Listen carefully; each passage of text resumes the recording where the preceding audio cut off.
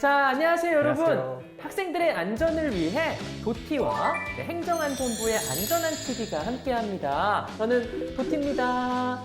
소방안전을 알려드릴 서강윤입니다. 와, 네. 엄청 혼남이세요. 아닙니다, 감사합니다. 네. 괜히 도티님도 너무 제가 잘생기셨어요. 오징어가 되는 것 같은 느낌인데, 우리 장유준 학생이 소방관님 멋있어요. 심어두신 거 아니죠? 네. 또 영풍초등학교 학생 200여 명이 원격으로 안전나방에 참여를 해주셨는데요. 감사합니다, 여러분. 오늘은 어떤 주제를? 아주 쉬운 것 같지만 사실 제대로 알아야 하는 것, 바로 골든타임을 지키는 긴급신고 요령 방법이에요. 긴급신고에도 요령이라는 게 있나요? 그냥 사실 전화로 사고 났어요, 도와주세요 이렇게 신고하면 되는 거 아닌가요? 아니에요. 혹시 도티님께서는 골든타임이라는 단어를 들어보신 적이 있으신가요? 네, 들어봤어요. 그 환자의 생명을 살릴 수 있는 그 최소한의 시간 아닌가요? 네, 맞습니다. 이 골든타임을 지키기 위해서는 올바른 신고가 뒷받침돼야 되는데요. 오늘은 올바른 긴급신고를 확실하게 알려드릴게요. 자, 먼저 퀴즈. 사고가 났거나 아픈 사람이 생겼을 때는 어디로 신고를 해야 할까요?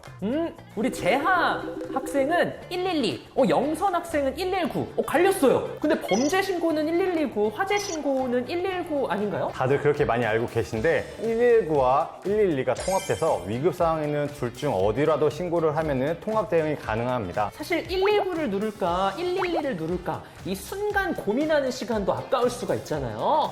통합 관리된다고 하니까 신속하게 둘 중 하나를 눌러서 꼭 신고해 주시기 바랍니다. 우리 동희 학생은 몰랐던 사실을 알게 됐다고 신기하대요. 그럼 도티님께서 실제로 긴급 신고를 한다고 생각하시고 전화를 한번 해보시겠어요? 알겠습니다. 상황극 한번 들어가 볼까요? 네, 여보세요? 119죠? 여기 불이 났어요. 도와주세요. 네, 여긴 119입니다. 지금 전화 주시는 위치가 어디시죠? 여기가 잘 모르겠는데? 그 위치 추적 안 되세요? 아니에요. 이렇게 만약에 신고를 하게 되면은 골든타임을 지킬 수 있는 확률이 줄어들게 됩니다. 그렇다면 신고 전화를 할 때 어떤 게 중요한지 알려드릴게요. 첫 번째, 환자가 있다는 것을 알려주세요. 그리고 두 번째, 환자가 발생한 위치를 정확하게 알려주시는 것이 중요합니다. 네, 제가 당황한 바람에 정확한 위치를 전달하지 못한 것 같아요. 맞아요. 사실 너무 당황해버려서 위치가 생각나지 않는 경우가 많은데요. 긴급신고가 정확하지 않다면 구조대가 사고 난 곳까지 오는 시간이 늦어지거나 다른 방향으로 가서 환자의 생명이 위험할 수 있겠죠. 네, 우리 친구들 그럼 위치를 만약에 정확히 모른다면 어떻게 해야 할까요? 자, 우리 지우 학생은 사고 났어요. 여기는 어디예요? 이렇게 정확히 하는 거 맞죠? 라고 또 얘기를 해줬네요. 네, 맞습니다. 김동석 학생은 네이버로 지도를 찾는다. 네. 그런 것도 좋은 방법일 수 있겠습니다. 그러게요. 요즘에 스마트폰 다들 쓰니까 그 지도 어플을 바로 켜가지고 이렇게 주소지를 확인하는 것도 좋을 것 같고요.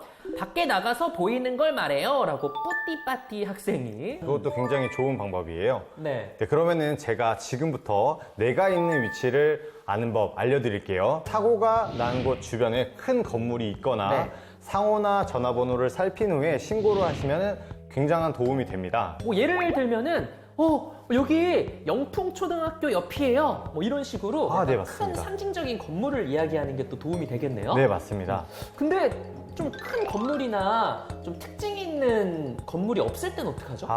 그럴 때는 당황하지 말고 전봇대를 찾으시면 돼요. 여기 사진처럼 전봇대를 보면은 전주 번호 찰이라는 작은 표시가 있는데요. 앞 숫자 4자리는 위도와 경도, 그 다음에 뒤 4자리는 세부 위치를 나타내게 됩니다. 주변을 둘러보면은 어디에나 있잖아요. 이거는 진짜 꿀팁 같아요.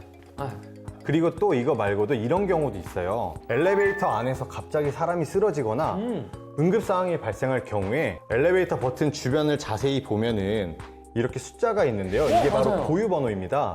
이 번호를 알려주면 위치 추적에 도움이 됩니다. 승강기 번호라고 적혀 있는 게 저는 단순히 그냥 라벨인 줄 알았는데 그 승강기의 정확한 위치를 알려준다고 하니까요. 혹시라도 엘리베이터에서 긴급 상황이 발생하면은 꼭 확인해 보시기 바랍니다. 저는 개인적으로 또 궁금한 게 하나 있어요. 고속도로에서 만약에 사고가 났다. 네. 정확한 위치를 어떻게 알 수 있을까 좀 궁금하긴 하거든요. 여기는 어디지? 나는 누구지? 약간 이런 상황이 생길 것 같은데 어떻게 하면 될까요? 그럴 때는 고속도로 갓길을 보시면 돼요. 고속도로 갓길을 보면은 상단은 초록색, 하단은 이렇게 하얀색 바탕에 숫자가 적혀있는 이종좌표라는 게 있어요. 이 숫자는 사고가 발생한 지점이 고속도로가 시작한 지점에서 몇 킬로미터 떨어져 있는 곳인지를 알려주는 건데요. 이거를 알려주시면 비교적 정확하게 위치를 알 수 있습니다. 전혀 몰랐던 사실인데 여러분들도 뭐 부모님 차 타고 이동할 때 이런 고속도로 갓길을 좀 유심히 보시는 것도 도움이 될 것 같네요. 자, 그럼 위치만 알고 제대로 신고하면 끝인가요? 아니죠. 누가 어떤 이유로 어디가 아픈지 의식과 호흡이 있는지를 꼭 알려주셔야 돼요. 예를 들자면 아빠가 쓰러지셔서 책상에 머리를 부딪히셨는데 지금 의식이 없어요. 약간 이런 식으로 구체적으로 말해야 되는 아니, 거죠? 정답이에요. 그리고 환자의 나이, 지병, 먹고 있는 약 등에 대해서도 알려주시면 굉장히 도움이 됩니다. 네, 저희 아버지는 현재 45살이시고요. 지병은 딱히 없으세요. 이런 정보까지도. 근데 진짜 잘하시는데요. 이제 신고자의 이름과 예비 연락처를 알려주시고 의료 지도를 받으면서 구조대가 오하기까지를 기다려주시면 됩니다. 사실 평소에 이런 요령을 잘 숙지하고 있다면 긴급 상황에서도 당황하지 않고 바르고 신속하게 신고할 수 있을 것 같습니다. 우리 지효 학생 말이 맞아요. 당황해도 구체적으로 하는 게 사실 환자의 상태라든지 위치를 확인하는 데 도움이 된다. 네, 맞습니다. 네, 라는 말씀이시고요. 장난 전화는 안 되죠. 요거 장난 전화는 절대 안 되겠죠? 네, 절대 하시면 안 돼요, 장난 전화는. 긴급 신고 번호로 실제로 장난 전화가 많이 오나요? 네, 엄청납니다. 최근 3년간 연평균 600건의 장난 전화가 들어오고 있어요. 연평균 600건이면은 하루에 장난 전화가 최소 2번 이상씩은 오는 거네요. 네, 맞습니다. 신고 전화가 와서 우리가 무엇을 도와드릴까요? 하면은 끊어버리거나 불이 났다고 거짓 신고를 하는 경우도 있는데요. 장난 전화를 할 경우 10만 원 이하의 벌금을 내거나 불이 났어요, 환자가 있어요 라고 거짓 신고를 해서 구조대가 현장에 출동할 경우에는 무려 500만 원의 이하의 과태료를 내게 됩니다. 이런 과태료도 무섭겠지만 무엇보다 위험한 것은 장난 전화나 거짓 전화 때문에 실제 도움이 필요한 분들이 위험에 닥쳤을 때 구조를 받지 못하는 상황이 생길 수도 있을 것 같아요. 긴급 신고 전화로 장난 전화를 하시면 해당 지역의 안전 위협을 가하는 행동이에요. 따라서 장난 전화를 절대 하시면 안 돼요. 네, 우리 친구들 장난 전화 하지 않는 걸로 약속. 네. 공원 같은 데서 사고 나면 어떻게 해야 되나요? 사실 뭐 나무밖에 없고 공원 이름도 모를 때. 공원 같은 데서 사고가 나면은 공원에서 조금만 나와서 전봇대를 찾거나 주변에 다니는 분들한테 빨리 이 위치를 물어보는 것도 굉장히 도움이 됩니다. 네. 만약에 긴급 상황에 핸드폰이 없으면 어떡하냐는 질문을 또 해줬어요. 저도 이거 궁금하네요.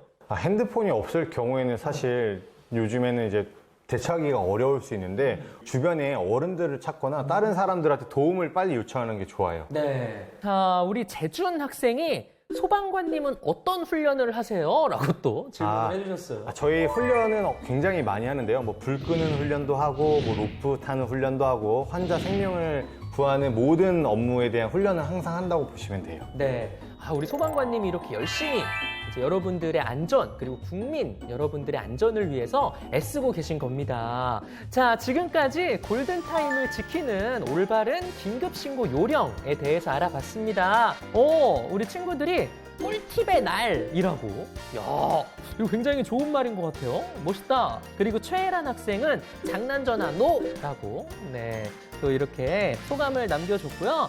이제 끝인가요? 너무 아쉬워요. 라고 하는 친구들도 있습니다. 네, 여러분들 모두 오늘도 열심히 참여해 주셔서 감사드리고요.